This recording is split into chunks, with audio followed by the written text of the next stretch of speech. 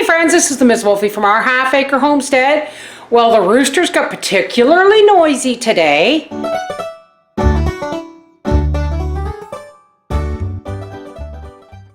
And we have 3 too many.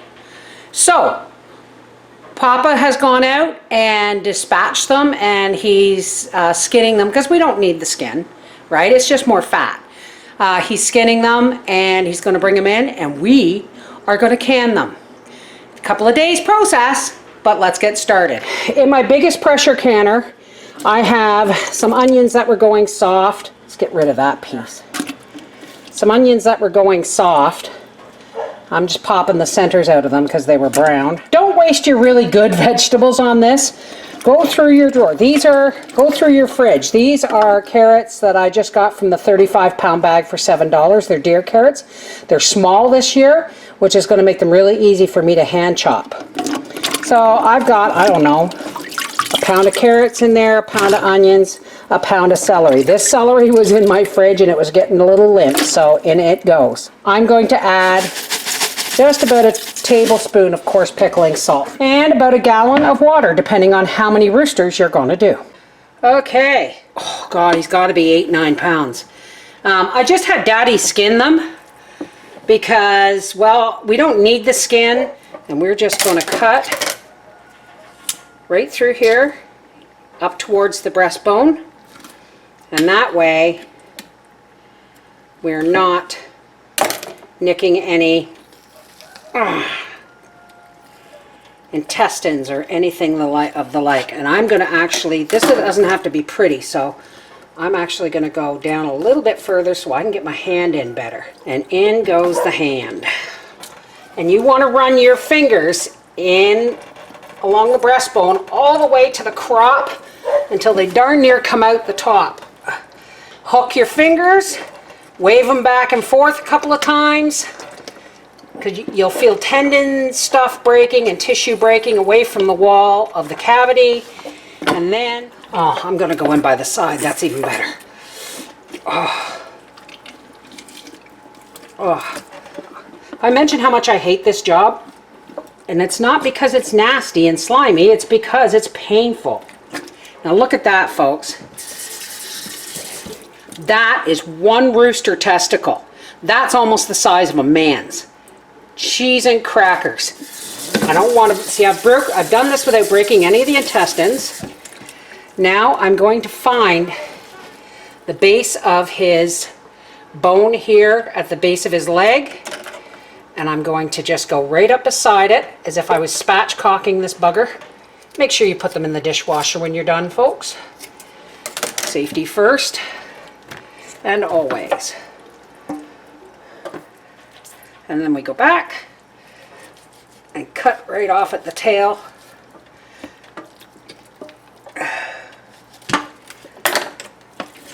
And everything came out clean as a whistle, except one thing, and I'm going to show it to you. The lungs, folks, are often missed because they're right up inside the ribs of the rib cage. Get your hand in there, and you have to feel and dig your fingers in between the ribs and the lungs. Into the pressure cooker he goes. Okay, so here's my little banty rooster. Quite a difference in size, eh? Look at his crop, the greedy little bugger. And all I did was go in beside where Papa had cut off his tail and cut up with my kitchen shears, and because there's no way I could get my hand in there. And into the pressure canner he goes. And there they are. 3 roosters, 2 big ones and a little one. And I'm going to actually add more water to this. Always start with cold water, folks. People ask me, how do I get my broth to go jelly-like in the fridge? Because I start with cold water and I pressure cook them. That's how you get the jelly. It gets all the goodness right out of all the cartilage and everything. Okay, I've added another half gallon of water. It's not about measurements, folks. It's about how much meat and vegetables you have in here. And then you bring it up until you can just see the water. And I've added a pinch of chili flakes, a teaspoon of black peppercorns, and 1 bay leaf. We lock our lid on. turn it on high. When this vents a steady stream of steam, we will time it for 10 minutes, and then we are going to cook this at 10 pounds pressure for 90 minutes. Now everybody's going to say, oh, that's too long and blah, blah, blah. You know what? 90 minutes, that stuff falls right off the bone, and that's how you get all the goodness out of the depth of the bones as well. This has been venting a steady stream of steam for the last 10 minutes. We're going to put our 10-pound weight on here. And when this comes to a vigorous jiggle, we're going to start timing. We're going to turn it down in between maximum and medium. And we're going to pressure cook this at 10 pounds pressure for 90 minutes. And there is our vigorous jiggle. Okay, it's been an hour and a half, and I'm just going to turn this off, and we're going to let it cool naturally. Okay, I've got a strainer on a stock pot. You don't have to pour it all in, just the juice. You can lean it on there, right? You can dig it out. That's gorgeous broth. And because we took the skin off, a lot less fat. Now I've got to put the meat in here, and then it all goes in the fridge so that I can can it up tomorrow. Okay, so now that the meat's been chilling in the fridge overnight, I can go ahead and take out the nice big pieces. After Howie strained it, I was able to take out a lot of the bigger bones.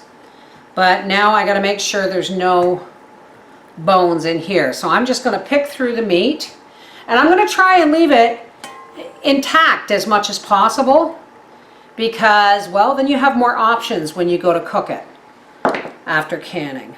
And now that I have my nice bowl of big chunks of chicken, I'm going to go through here and take out some of the, as I come to the smaller pieces, like this, I'm going to put them in my crock pot, minus the bone. So now I've got some nice bits of chicken in the bottom here, and I'm going to throw in 1 cup of dehydrated vegetables. In here I have carrots, beans, corn, and celery.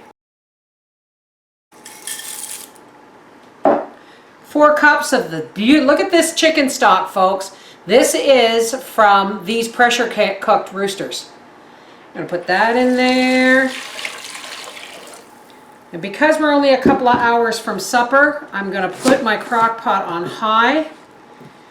I'm going to put some onions in. I better dice these a little finer since we're on a 2-hour time schedule for supper. 2.5 hours. Doesn't look like much yet, does it? And in they go. And that's going on high until 20 minutes before supper, when I will throw in the egg noodles. Okay, here's my canner, and has the recommended amount of water in the bottom, along with a rack and a splash of vinegar to keep my jars from clouding. Here are my lids and rings, which have just been washed in warm soapy water and rinsed. Here's my salt. Because I didn't put a lot of salt in when I was canning them, I'm going to add like a 1/4 teaspoon of salt or a 1/2 teaspoon of salt to each jar. And here are our jars. I think my canner only holds 7, but I've got 8 just in case one breaks, as often happens. Here is my pot of broth, and thank you to the person who told me about using a measuring cup as a scoop. Bless your heart, I will never forget it. I'm going to start by putting some nice big pieces of meat in each jar. Daddy says I put too much meat in them, but I don't worry. I really don't. I like to fill them about 1/4 to 1/3 full, and I'm going to put the rest of this in my soup. I'm going to drop, that's less than a 1/2 teaspoon. It's a baby spoon, a baby food spoon, into each jar. And if you wonder why I'm putting the funnel in each jar as I do this, it's because if there's any meat juice on the rim of the jar, the salt will stick to it, and then it's a cleaning issue, not a wiping issue, right? Now we're going to start to fill with our lukewarm broth. I'm going to do just under 4 cups because there's liquid displacement with the jars.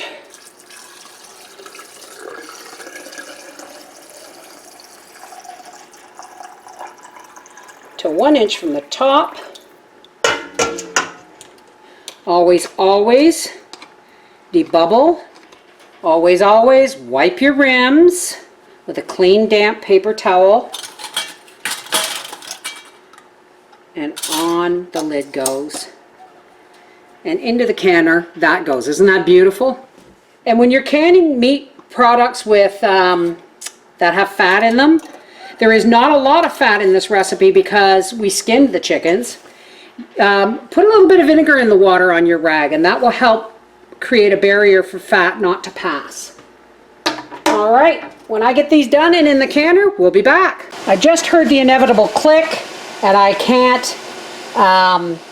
find my tongs. So, is it this one? Yep, jar broke. I'm gonna have to strain this and come back. Just so we're clear, folks, no matter how well you strain and rinse what came out of that canning pot, you cannot use it. Don't even give it to your dogs. There could be shards of glass in it. You never know. I hate to sound like there's idiots out there, but, well, sometimes there's idiots out there. All right. Good thing I kept the extra jar. Okay, so what I was able to do was to take some meat, take some meat out of the last jar and share it with the reserve jar I had. I had just enough broth to fill that, and this can go into my soup.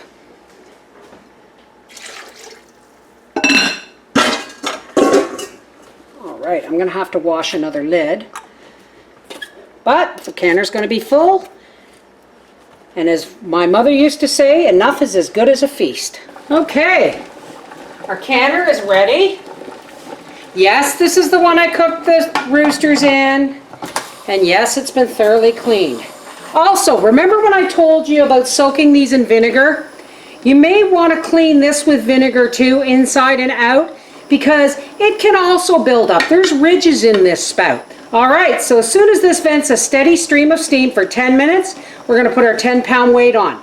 Check your manufacturer's directions. If you live 1,000 feet or more above sea level, you may have to use a different time and a different weight. Okay, as you can see, it's venting a steady stream of steam, and it has been doing so for 10 minutes. So I'm going to put my weight on here, and as soon as that jiggles vigorously the first time, I will start timing, and we will can quarts for 90 minutes. Pints, I think it's 75. At 10 pounds pressure.